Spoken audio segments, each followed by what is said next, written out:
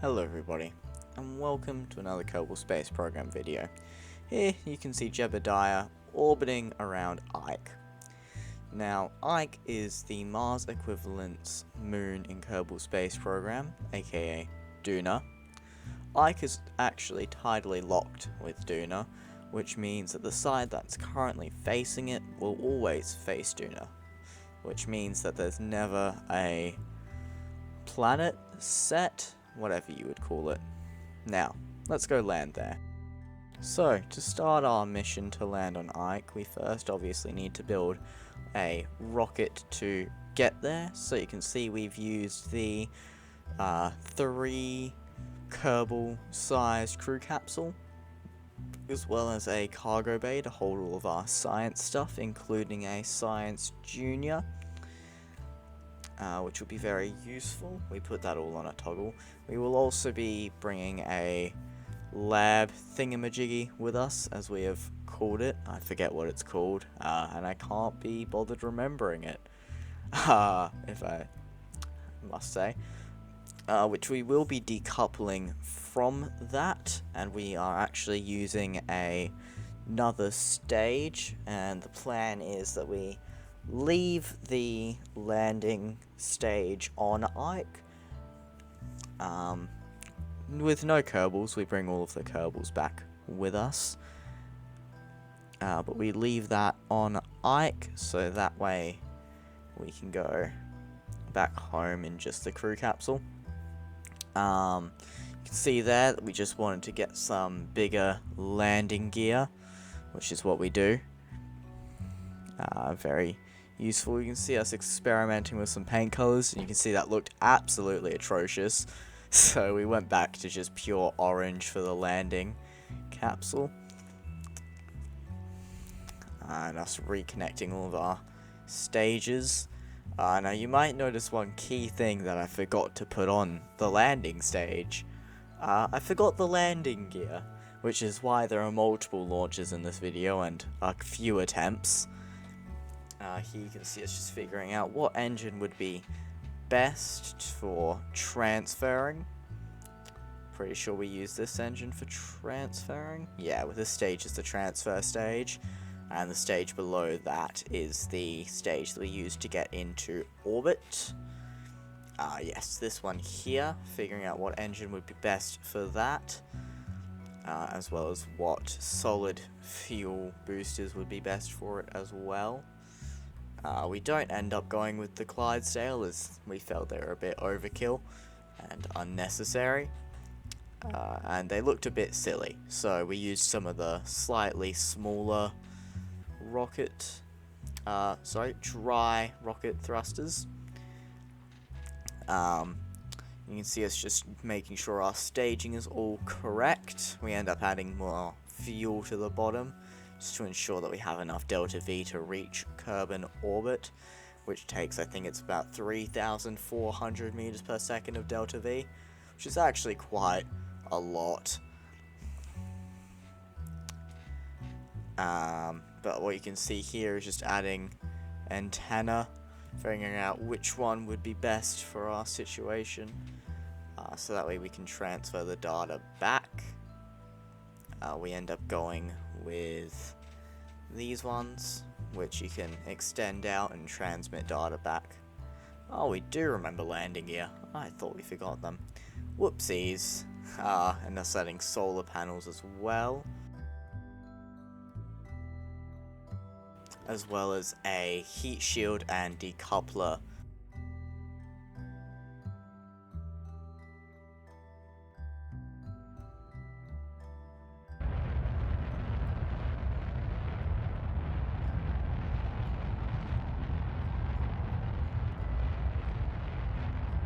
So after taking off for the first launch of the video, we take a very heavy tilt to the east to help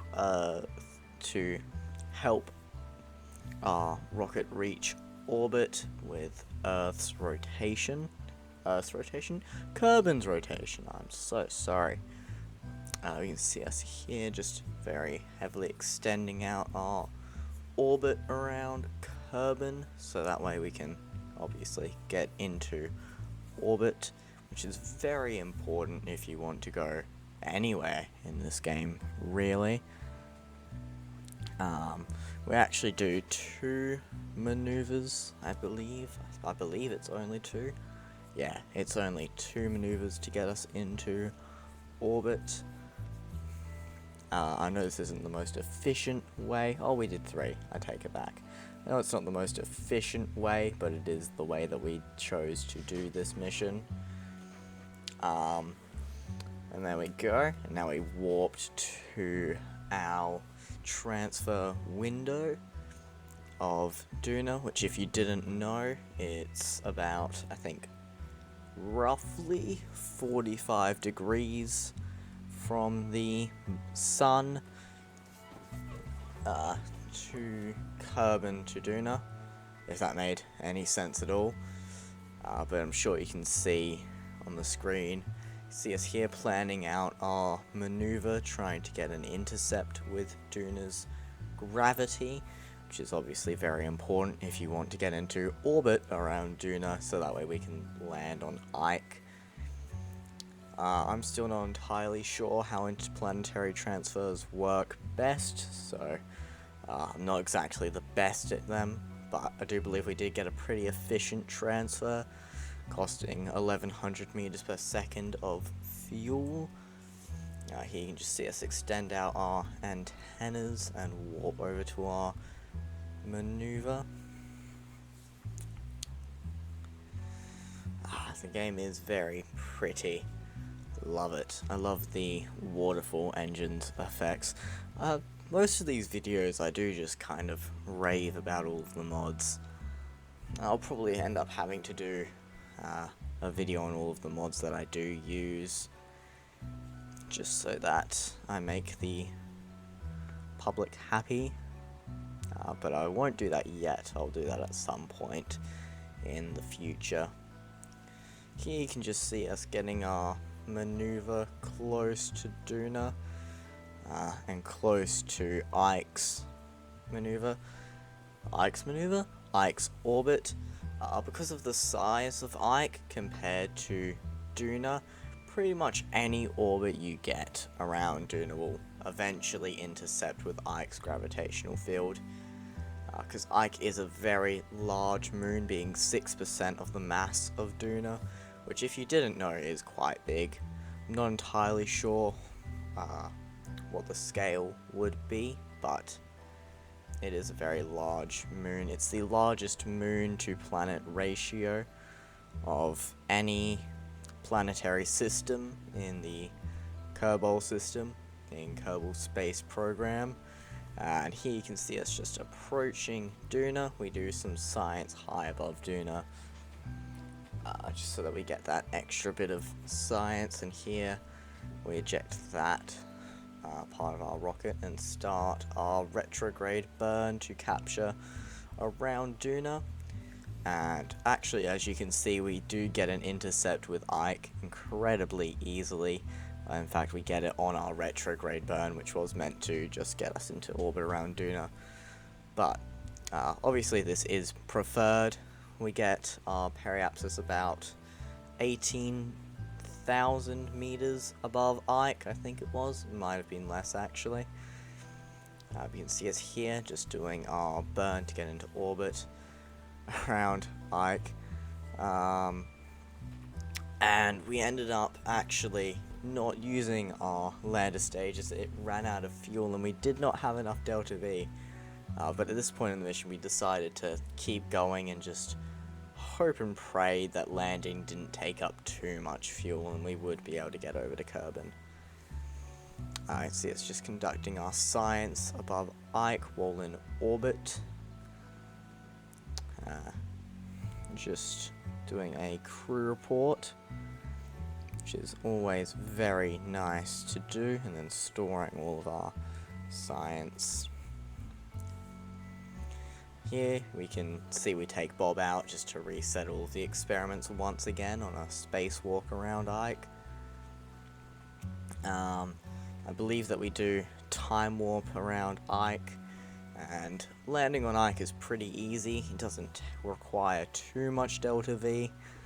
I think it's about it was either 130 or 190 meters per second is required, but it can be a bit more than that.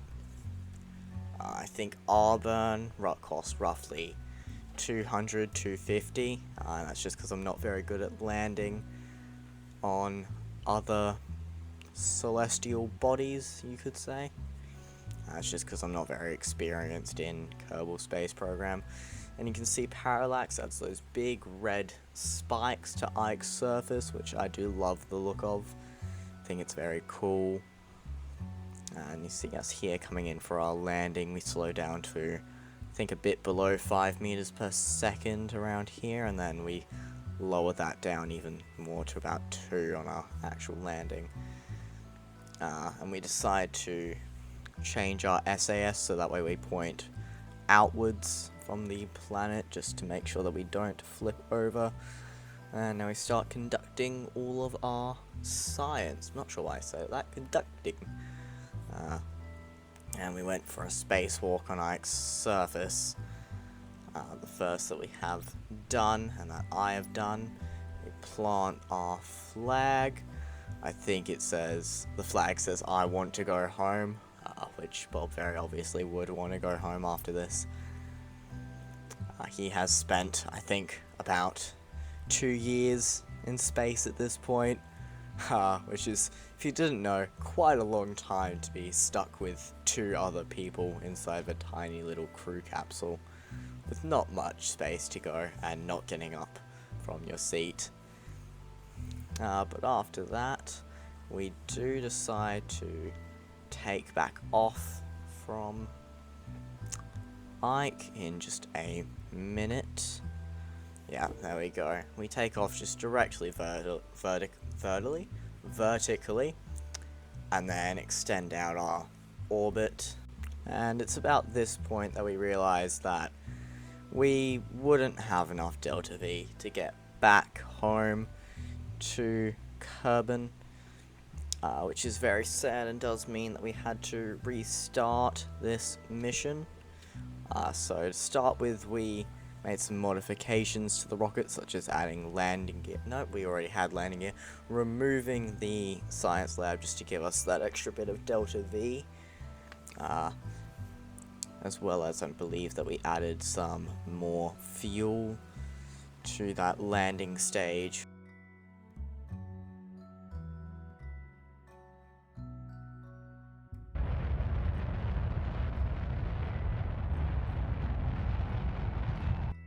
After the failure that was Launch 1, we made some modifications to the rocket and hoped that Launch 2 would be a success. You can see us taking off now and leaving the atmosphere of Kerbal, which we will not return to for many years.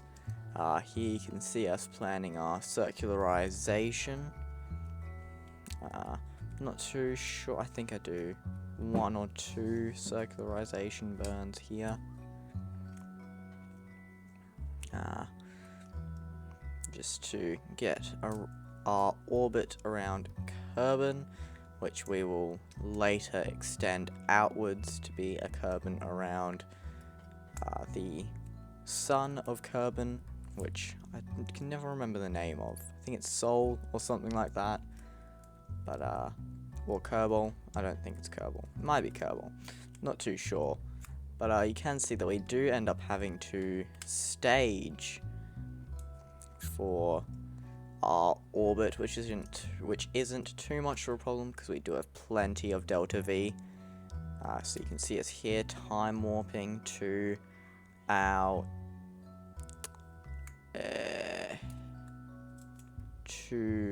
oh my god, I am blanking very heavily right now. Time warping over to our Duna. Sorry, I'm trying to force it. I'm sure I'll remember it eventually.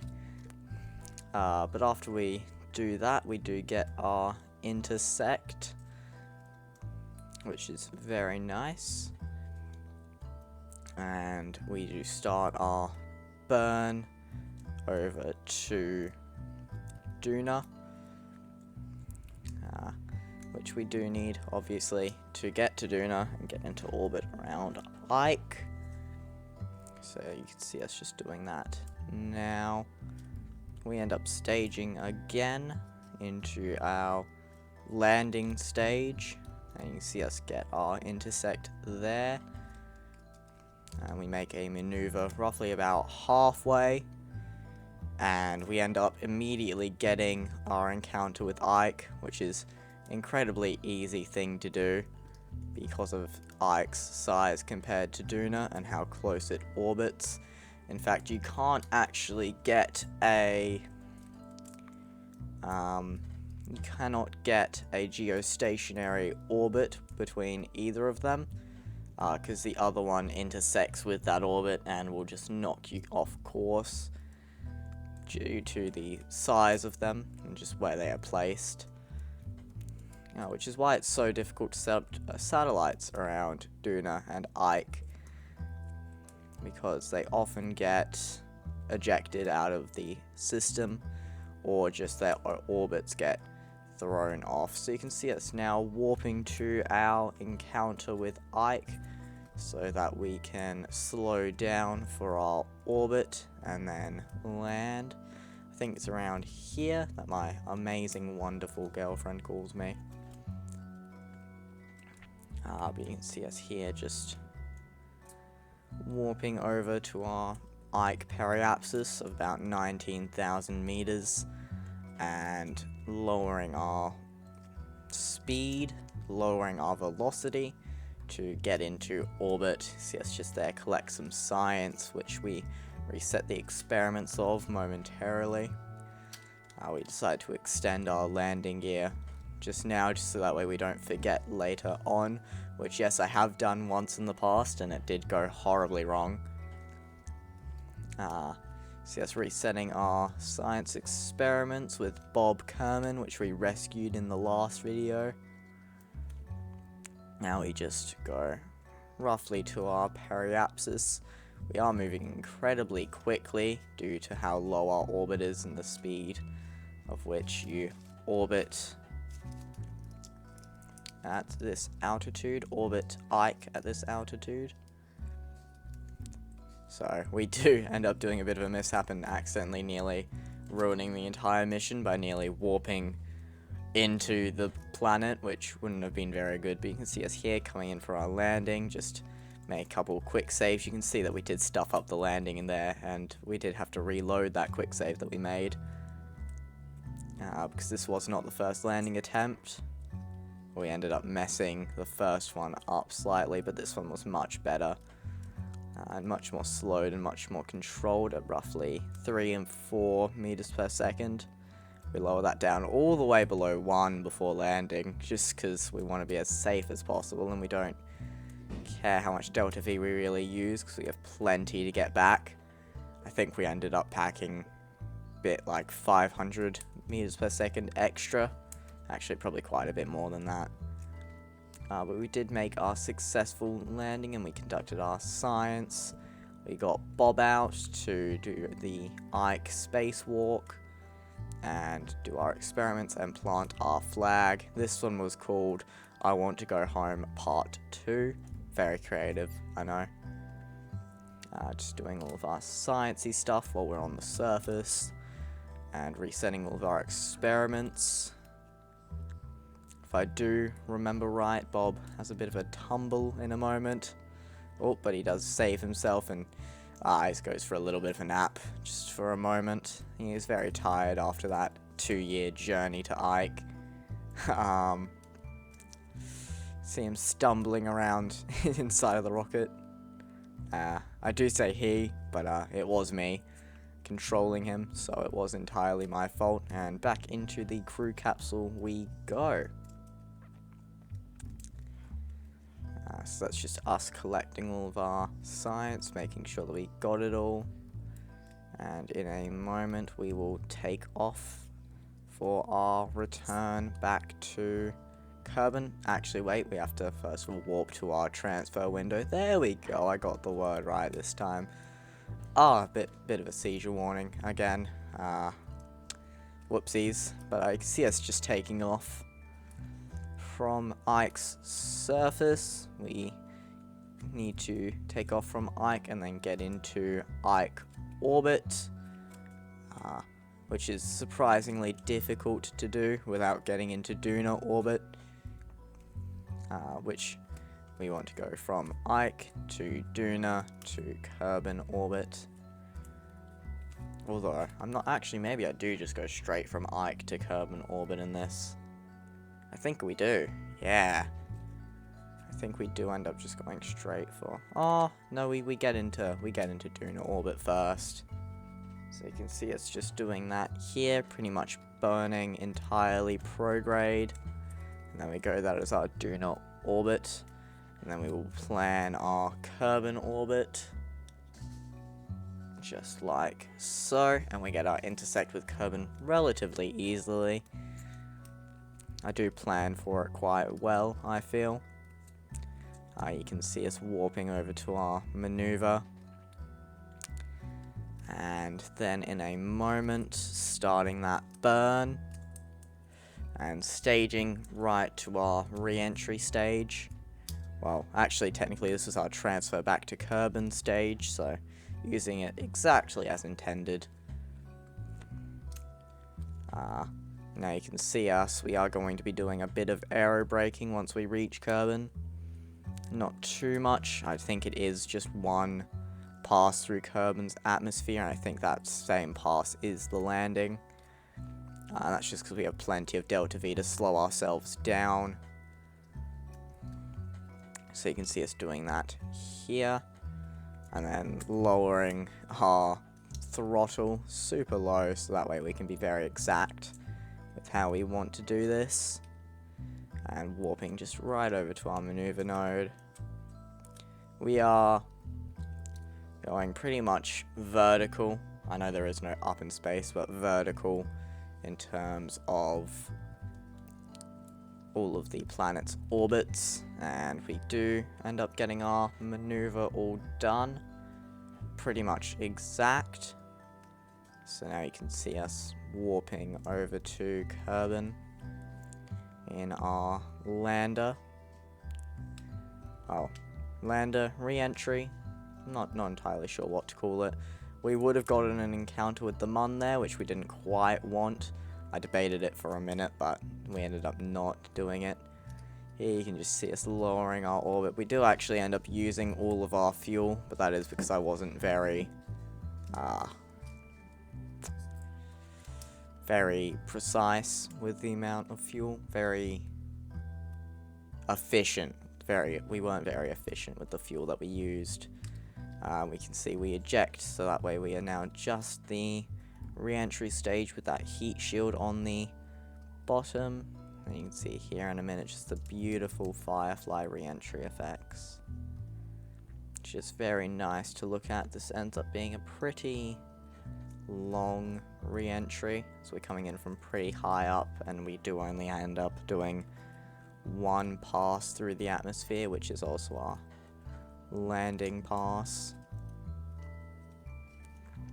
Look at all of those pretty sparks. My girlfriend has called them stars in the past, which they do look quite like stars, so I don't fault her for that.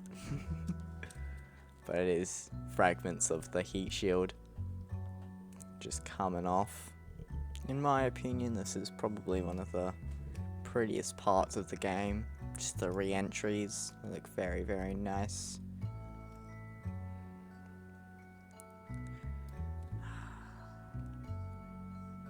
It's just nice to admire just how far Kerbal Space Program can be pushed with mods. The modding community is still very active, new mods are still being developed. In fact, the Firefly mod will probably be updated relatively soon, which I'm very excited for, because there are a couple bugs that I'm aware of. But this did end up being a very successful mission. We don't end up burning up in the atmosphere or anything like that, thankfully.